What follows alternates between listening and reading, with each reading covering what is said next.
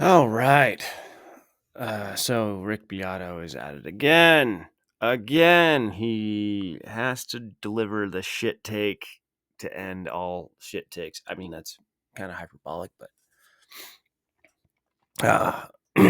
forgive me. I think I have the fucking flu. So this will be fun. So he put up, why are bands mysteriously disappearing?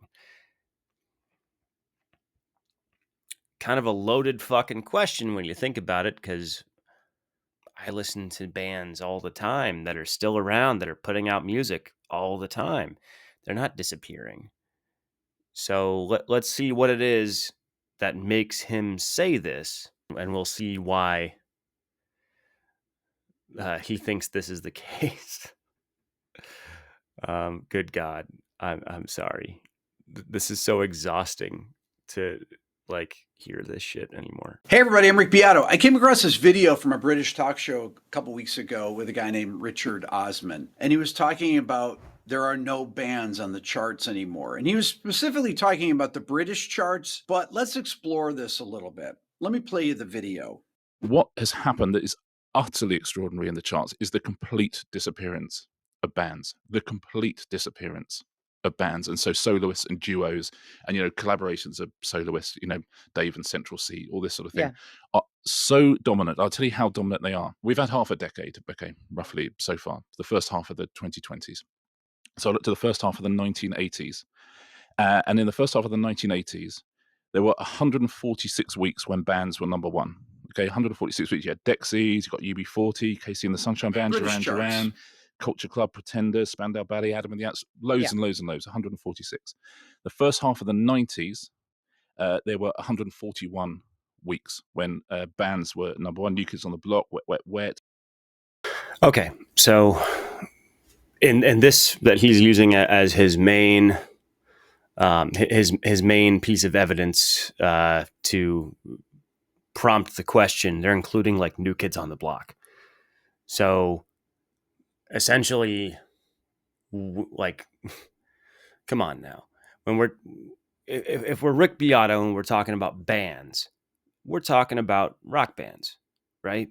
I mean, we're talking about we got a fucking drummer, guitar player, bass player, vocalist, maybe some more guitars, maybe some keyboards, maybe a synth guy, maybe, but either way, we're talking about his interpretation of bands, which is pretty narrow. He's talking about people playing instruments in a live setting and a studio setting with some vocals, and maybe not with vocals. I mean, he probably considered Joe Satriani and his fucking bullshit to be like a band, technically, right?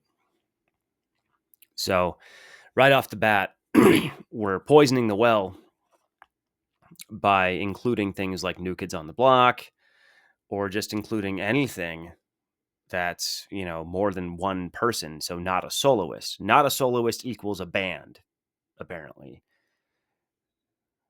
We'll get to some of that a little bit later, because that's also some bullshit. Erasure, take that, loads and loads. So we've got 146, 141. In the first 5 years of this decade, 3 weeks. No. We have had 3 number one weeks, one of which was the Radio 1 Live Lounge All-Stars, most of whom were soloists anyway. One of which was the Beatles, when they had the lovely comeback single, and one of which was Little Mix. And that's the only kind of official band who've had a single week at number one. Okay, and this is where I definitely take umbrage with the whole, well, these are soloists, so they don't count. I'm like, well, James Brown was a soloist, but the James Brown band was very much a fucking band. They were all hired, just like anyone in any band is hired. I mean, the fucking Foo Fighters are all hired members of that band. It was Dave Grohl. Dave Grohl was Foo Fighters in 1994. It was him doing everything all by himself. He needed to have a fucking band to play it live. I do the same thing. I have Wizard Tooths. Wizard Tooths is a fucking recording project, essentially, but if I were ever to do anything live, I would have to hire a band. or if I don't have the scratch to hire, I'd have to ask some friends and pull some favors to be like, hey man, can you guys help me perform this, please? Which I did do once for a birthday party gig back when I still called it white trash lesbians. So I mean, Foo Fighters technically isn't really a band. It's Dave Grohl and everybody he hired.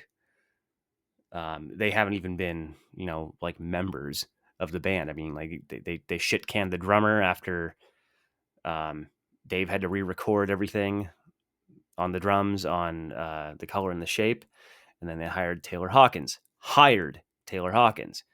Now, these people being friends with each other doesn't make it less of a work for hire instance. Like, these are people who were hired to play, whether it's on the album or it's live. They are hired musicians. Every member of Foo Fighters is not part of a band by this guy's definition. That's a solo act. That's Dave Grohl. But it's confusing because the name of the musical facade is a plurality. It's Foo Fighters. Makes it sound like it's a fucking band, and it's not a fucking band. Never has been. And they've been going for almost 40 years? Or what? Well, no, 30 years. 30 years this year, right? 94. Yep, 30 years. 30 years.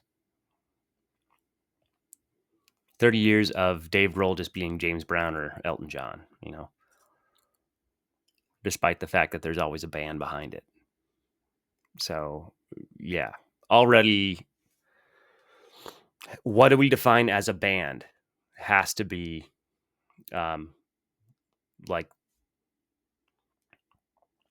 that's got to be the main question here.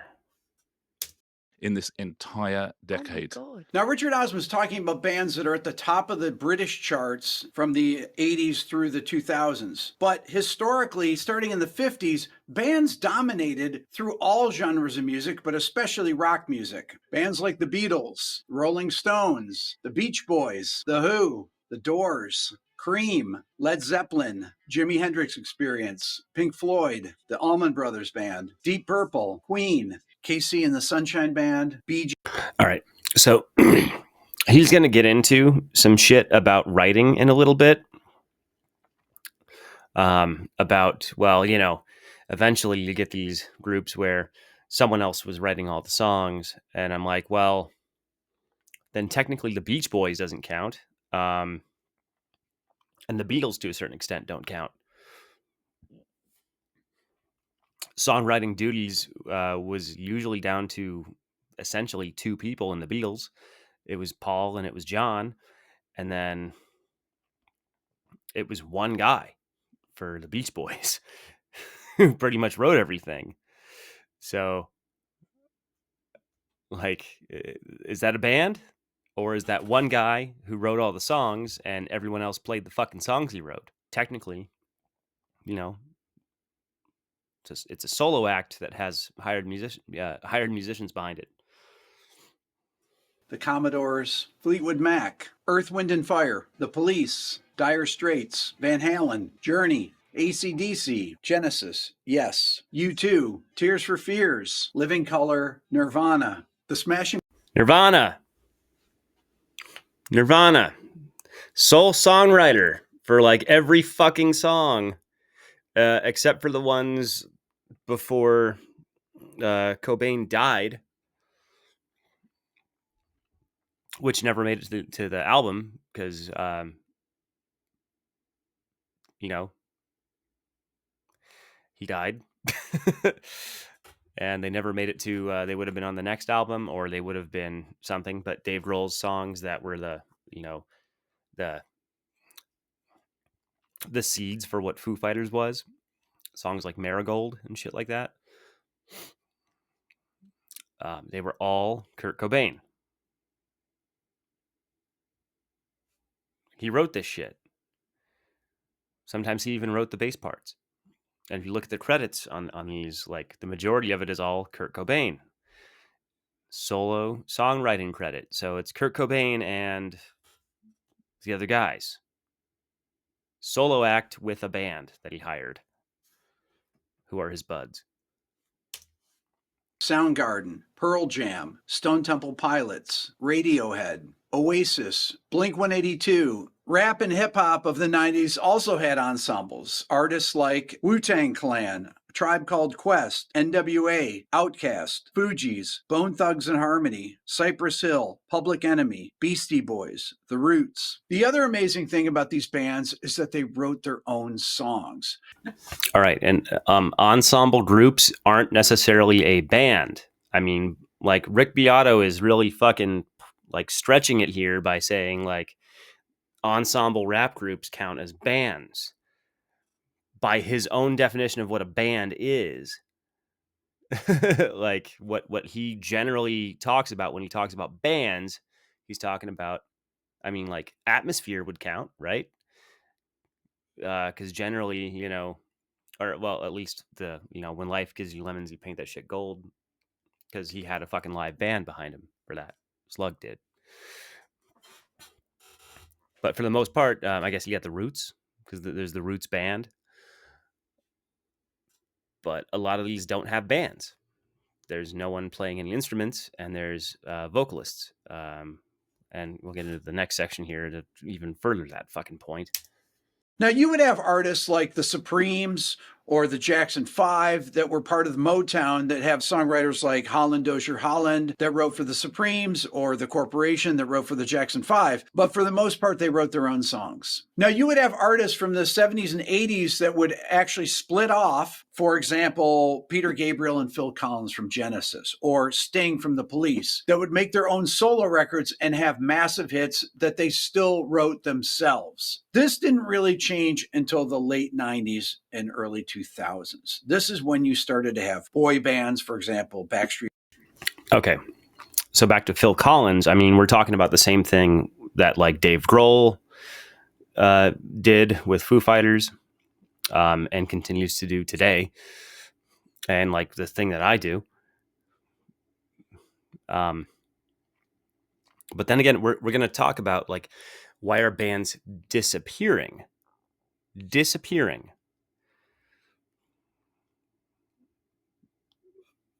What do you mean disappearing? I mean, like they're just not as popular? That doesn't mean they're gone.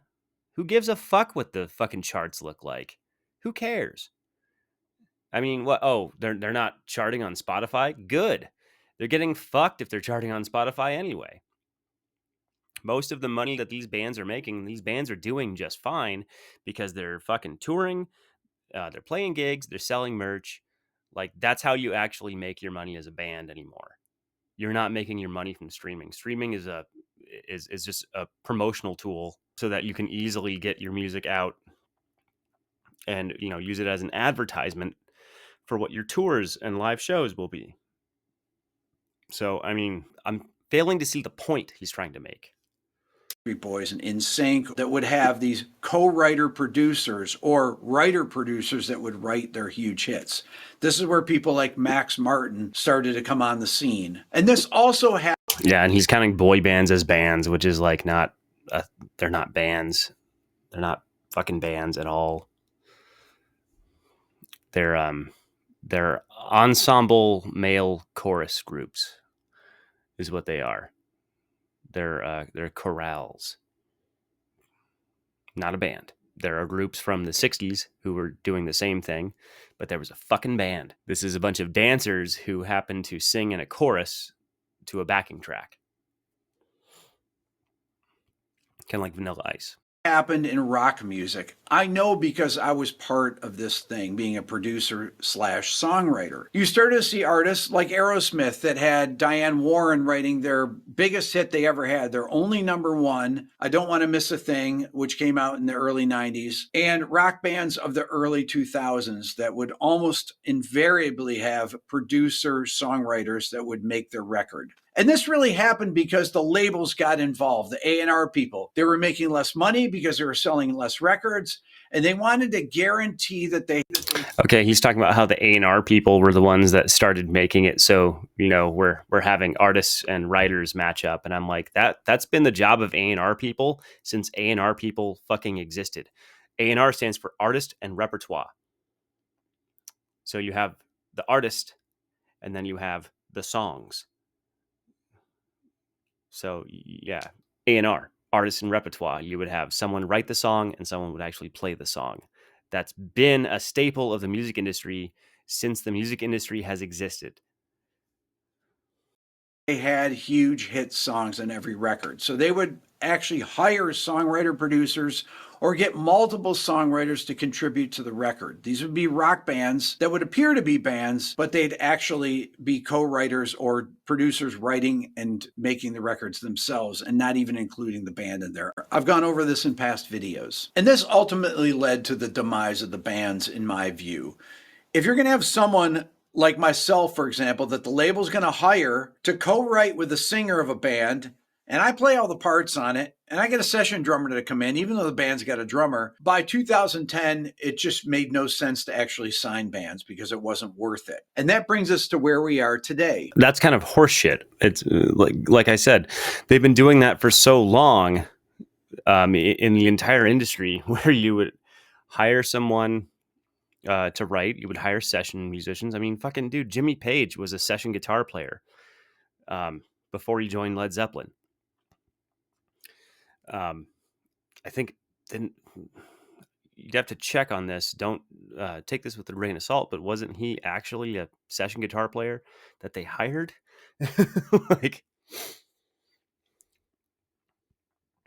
like, oh no, I'm gonna have to write all this stuff. I'm like, dude, you're a producer. That's the point of a producer. Is yeah, sometimes you have to do a lot more than just sit there behind the board and suck the artist's dick. Like you and Benny Blanco should be best friends, man. Where it's like, yeah, I really don't do shit. I just kind of like encourage them. I'm like, oh, okay. Why are you there then? What's your actual role? What are you really doing otherwise? Like, yeah, you're gonna have to do some of the heavy lifting to make an album work. It doesn't mean that these people are less of a musician just because you had to help write some stuff and you had to help record some things. They're still going to go out and tour without you, and they're going to make a fuck ton of money and play really fucking well. It really doesn't matter. Like I sense so much bitterness with some of this shit where I'm like, dude, do you even remember the 80s at this point? Because that's kind of what it was like for a lot of these fucking pop groups that are, well, they're bands, but they're pop bands like U2 and shit like that. Like, yeah, they're doing a lot more of the heavy lifting back then, and they're writing a lot more, but there were also bands that weren't doing that. And it's that same blind spot that he has about, like, the the golden years of music was just 70s and 80s, when really it was a lot of the same shit that's going on now, but he's got blinders on. If you go to the top 50 chart right now in the US, you have some. Okay, top 50 chart. He didn't say what. I'm guessing it's Billboard. You have Lady Gaga, Bruno Mars, you have Jimin, you have Chappell Roan, Billie Eilish, Post Malone, Morgan Wallen, Shabuzi, Kendrick Lamar, Tommy Richmond, Hozier, Zach Bryan, Casey Musgraves, Benson Boone, Teddy Swims. It's just literally all solo artists. Hozier is not a solo artist. I mean, there's a band there. Morgan Wallen has a band. I mean, I can't stand the fucking prick, but he's got a fucking band. Most of these people have bands. They have bands behind them. It's the James Brown situation. So I'm like, dude, you're fucking wrong. Just in general, almost everyone he named there has a fucking band with them.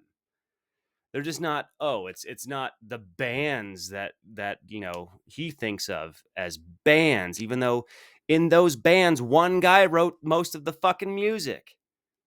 Even Pink Floyd, there were 2 fucking guys doing most of the writing. Like, you gotta be fucking kidding me, dude. And you can fucking at me on this shit where you're like, well, but look at the writing creds and there's some other people's names on there. I'm like, yeah.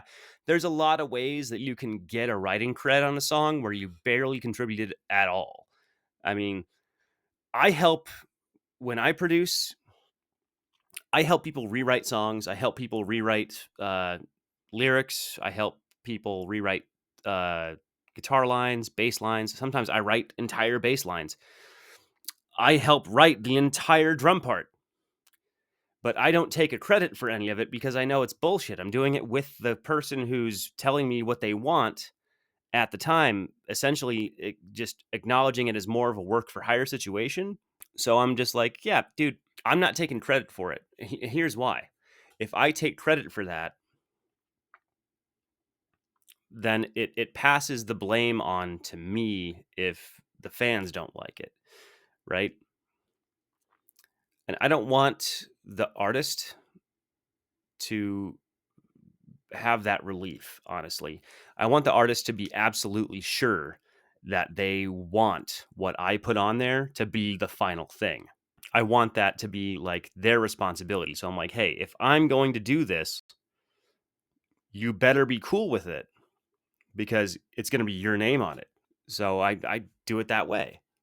But they used to, and the way that royalties, I don't really don't give a fuck about royalties. I'm not in this for the fucking money. But the people who are in it for the money, they want to get their fucking cut, make their nut and shit. Yeah. They get pissy and they're like, well, no, but I wrote this little section here and I want to get my fucking piece of the pie. Because they don't trust the people they work with to actually fucking cut them in after the fact. So, yeah, that's why. But for the most part, most of these bands that he's talking about, it was one guy.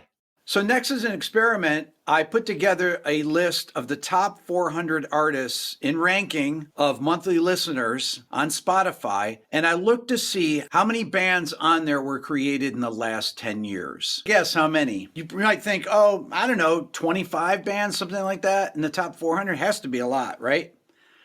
It's actually only 3. Only 3 bands in the top 400 artists on Spotify have formed within the last 10 years. 3. Okay, so that's his argument. Bullshit fucking argument. Only 3 bands in the top 500 on Spotify, which who gives a fuck about what's the top 500 on Spotify? No one gives a shit about that, all right? But only 3 bands formed in the last 10 years. Who gives a shit? The title of the video is Why Are Bands Mysteriously Disappearing? Disappearing meaning they existed and went away. Most of them haven't gone away. Arctic fucking monkeys, we can look right here. We have, for charting albums, and that matters more to me than fucking singles.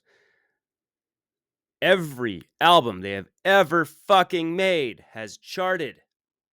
Every single one. From 2006 to 2022, they all charted. Queens of the Stone Age. I don't know if this is all of them. Did they have their first one in 2002?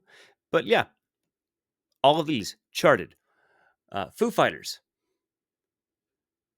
Every album has charted, let alone all the singles that fucking charted from 1999 to 2011. Oh, they haven't have a chart. Oh, wow. Well, they have declined. They declined after 2004.